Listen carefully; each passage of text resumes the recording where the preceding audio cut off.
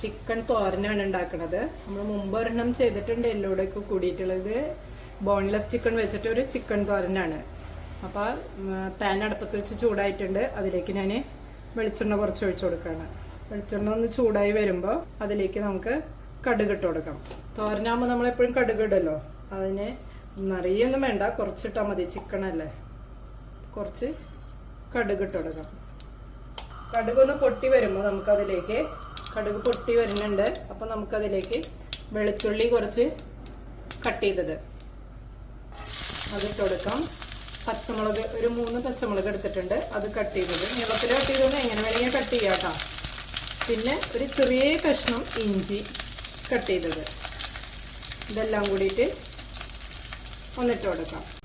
ചെറുതായി ഒന്ന് വാടി വന്നിട്ടുണ്ട് ഇഞ്ചിയും വെളുത്തുള്ളിയും. അപ്പോൾ അതിലേക്ക് നമ്മൾ ശരിക്കും ചെറിയ ഉള്ളിയാണ് വേണ്ടത്. ഇവിടെ ചെറിയ ഉള്ളി അധികം ഇല്ലാത്തത് കൊണ്ട് ഞാൻ ഒരു ചെറിയ സവാള എടുത്തിട്ടുണ്ട്. പിന്നെ കുറച്ച് ചെറിയ ഉള്ളി അധികം ചെറുതാക്കി കട്ട് ചെയ്യുന്നു വേണ്ട, ജസ്റ്റ് 2-3 പീസായി കട്ട് ചെയ്താൽ മതി.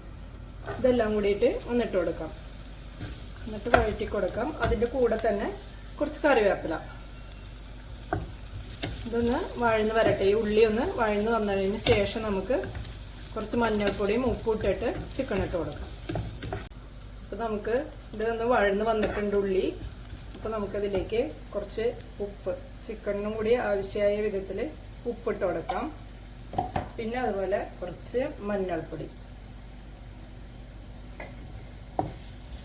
ഒന്ന് ഇളക്കിയതിന് ശേഷം നമുക്കിതിലേക്ക് ചിക്കൻ, ഒരു 1/2 കിലോ ഉണ്ടാവും ചിക്കൻ.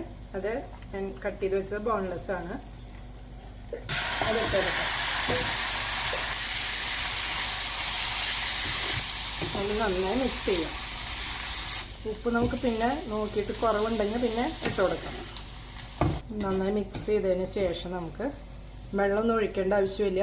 ബോൺലെസ് ചിക്കൻ ആയാൽ തന്നെ പെട്ടെന്ന് അതിന് വെന്തും കിട്ടും. ഇതും തന്നെ വെള്ളം കുറച്ച് വരും ചെയ്യും. അപ്പോൾ നമുക്ക് ഇനി ഇത് മൂടി വെച്ചിട്ട് ഒന്ന് വേവിച്ചെടുക്കാം. അപ്പോൾ നമ്മൾ വെച്ചിട്ട് ഒരു 10 മിനിറ്റ് കഴിഞ്ഞിട്ടുണ്ട്. ഞാനൊന്ന് മൂടി തുറന്ന് ഇളക്കി കൊടുക്കണം. അപ്പോൾ ഇതാ നന്നായി വെള്ളം വന്നിട്ടുണ്ട്. ചിക്കൻ ഒരു പകുതി വേവായിട്ടുമുണ്ട്. ഇതിലെ വെള്ളവും വറ്റണം, ചിക്കൻ ഒന്നും കൂടി ഒന്ന് വെന്ത് കിട്ടണം. പിന്നെ നമ്മൾ തോരനാണല്ലോ ഉണ്ടാക്കിയത്. അപ്പം അത് കാരണം അതിലേക്ക് കുറച്ച് തേങ്ങ വേണമല്ലോ. കുറച്ച് തേങ്ങ എടുത്തിട്ടുണ്ട്. തേങ്ങ നമ്മൾ സാധാരണ തോരനെ ഒതുക്കിയെടുക്കണ മാതിരി ഒതുക്കിയെടുക്കാം. ഇതിപ്പോൾ നല്ല ഫ്രോസൺ ആയിരുന്നു, അതുകൊണ്ട് നല്ല പൊടിയായിട്ട് തന്നെയുള്ളത്. അതുകൊണ്ട് ഇതിലിപ്പോൾ ഒതുക്കിയെടുക്കണില്ല ഞാൻ.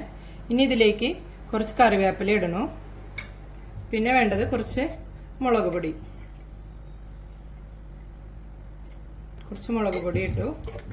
പിന്നെ ചിക്കനല്ലേ, അപ്പോൾ നമുക്ക് കുറച്ച് ഗരം മസാല, അതേപോലെ തന്നെ കുറച്ച് പെപ്പർ.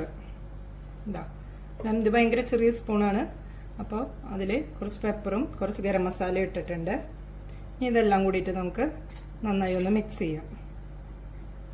നമ്മൾ അമ്മിമ ഒതുക്കിയെടുക്കുക അല്ലെങ്കിൽ മിക്സിയിൽ ഒതുക്കിയെടുക്കുക ചെയ്യുന്നതിന് പകരമാണ് ഇങ്ങനെ മിക്സ് ചെയ്ത് കൊടുക്കുന്നത്. ഇതിവിടെ ഇപ്പോൾ ഇങ്ങനത്തെ തേങ്ങ ആയതുകൊണ്ടാണ് കേട്ടോ. നമ്മൾ വീട്ടിൽ നമ്മൾ തേങ്ങ ചെരുകിയെടുക്കണതാണെങ്കിൽ മിക്സിയിൽ ഒതുക്കണതാണ് നല്ലത്, അല്ലെങ്കിൽ അമ്മിമ ഒതുക്കിയെടുക്കണത്.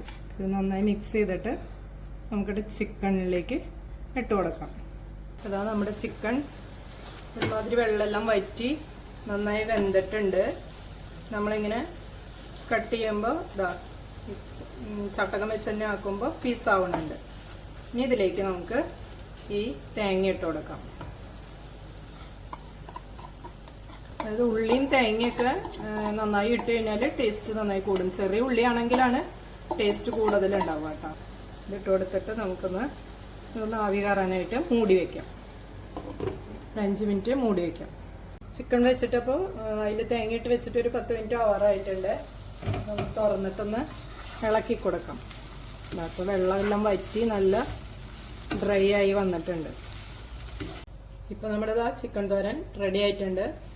നല്ല ടേസ്റ്റ് ആയിരിക്കും. എല്ലാവരും ട്രൈ ചെയ്ത് നോക്കാം കേട്ടോ.